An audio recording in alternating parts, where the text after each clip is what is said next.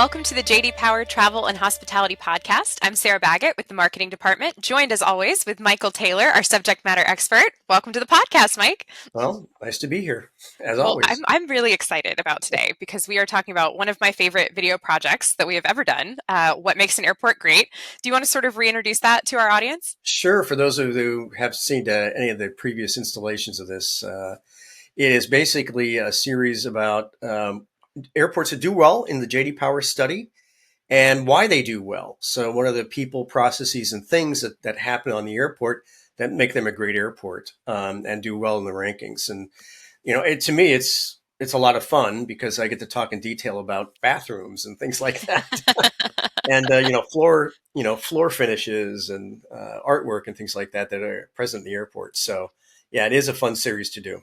Well, in our first episode, we visited Tampa International a couple of months back. And who are we visiting in this second episode? In this one, it's Indianapolis International Airport, obviously in this great state of Indiana, where I'm from, by the way. And that's not why they win it. Near and dear to your heart. I'm a proud Hoosier, but somebody from stats tells me who wins. I don't have any impact on it at all. So, but yeah, they do a great job there. I think they've won our awards 7 times in their category. So they do know what they're doing down there, and they do a great job. And this was a fun shoot for me as well. Well, let's take a look at what makes an airport great, the Indianapolis International Edition, and see what makes an award-winning airport like that tick.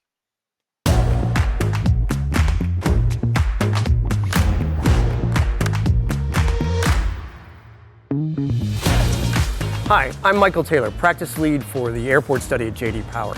We're in the great state of Indiana at Indianapolis International Airport, a fantastic airport that has great access, local food, beverage, and retail. And is a winner of multiple JD Power awards. Today, we're going to look at what makes an airport like this great. In this series, we hope to show how great airports are a blend of many positive attributes, including an airport's architecture and its emotional effect on travelers. Here at IND, we can see that upon entering the building, the first impression for travelers is one of open space and natural light. This sets the scene for a great airport experience. There is room to navigate, there are clear lines of sight, a welcoming invitation to start your journey. Airport architecture has come a long way in the last 100 years, as we can see from this picture of the old Ware Cook Airport in Indianapolis. Indianapolis is in our medium airport classification, handling just under 10 million passengers per year. Small airports have some distinct advantages over larger airports. Medium airports are generally easier to navigate, have fewer concourses, less crowding, and they're not as difficult to drive to as airports located in larger metropolitan areas.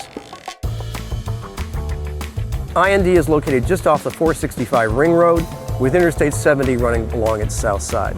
Easy access to the airport campus is another key aspect of great airports. If passengers can get to the airport quickly and efficiently, passengers feel they have more time before their flight departs. With that feeling of extra time, passengers are more likely to enjoy what the airport offers.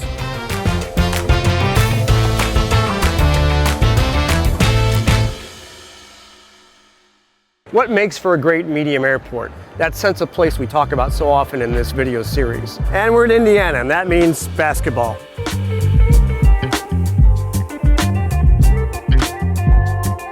The Indiana Hoosiers, 5 times national champion. And even these guys have done okay lately. The airport has a rotating display of antique Indy cars to let everyone know they're back home in Indiana.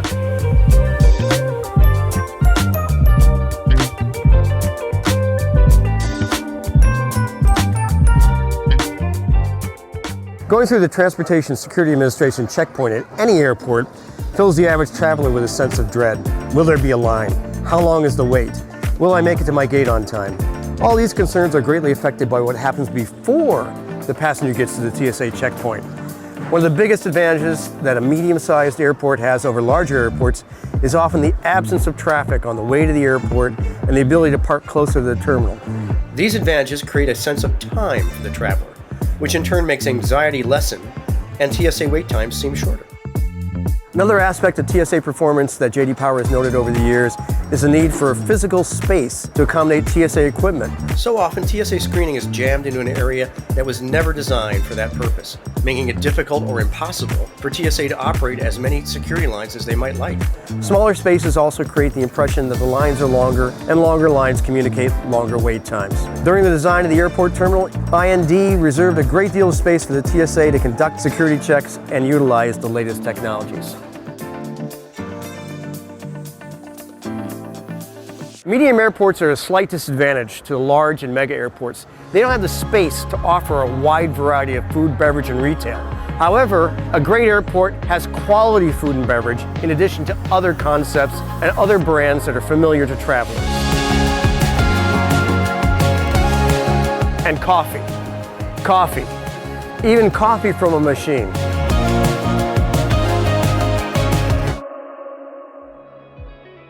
When we think about what makes this airport great, a few key factors come to mind. Architecture and layout, ease of access, a sense of place, the security experience, and food and beverage experiences. To learn more about what elements create a satisfying airport travel experience, visit our website.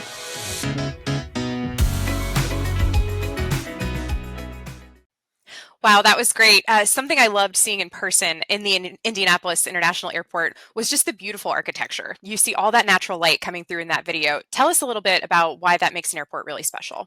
Well, it's very common type of thing that architecture can create an emotional response. And I think we talked about that in the video there a little bit. But, this is nothing new under the sun. The ancient Romans knew how to build, beautiful buildings and have that kind of impact as you're coming into a space and going out of a space. And that's very present in a design like Indianapolis Airport, where the ceilings are very high and you got a feeling of spaciousness.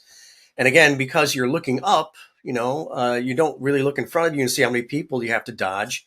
There's a lot of people. So it gives you that feeling of spaciousness and, I'm not crowded because I'm looking up rather than down. And you're going to see that in other, public spaces.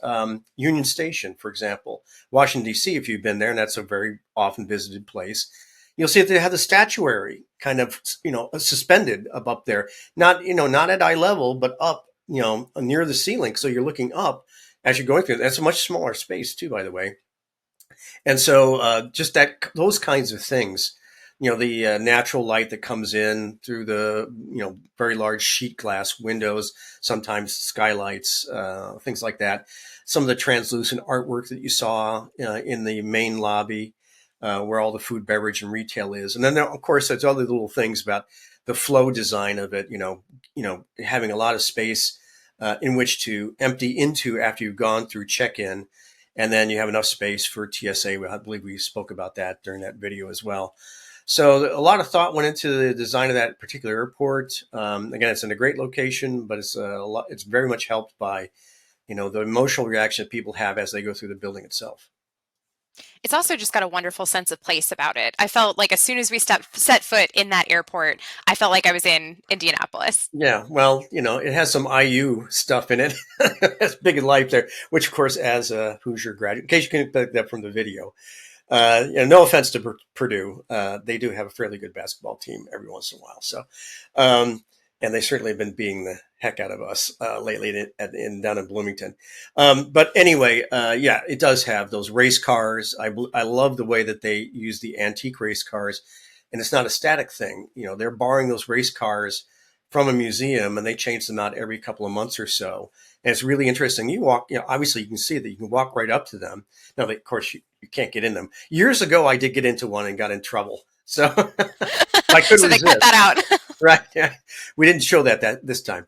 But, you can stand up, you can touch them. And it's amazing that people actually got in those things and drove around, the Indianapolis 500 racetrack at 140, 150 miles for some of the older ones. And there's just an open cockpit with a very large steering wheel, as you noticed, because you had to have leverage because power steering had not been invented yet. So, well, tell us, are we going to any airports past this? Do we have anything? Yes. In the works? The next one that we're going to be doing is Detroit Metro, another, former multiple winner of the J.D. Power Award, very different airport design. They do some interesting things. They do a lot of things Indianapolis does, a lot of things that Tampa does. So there's some common things that happen.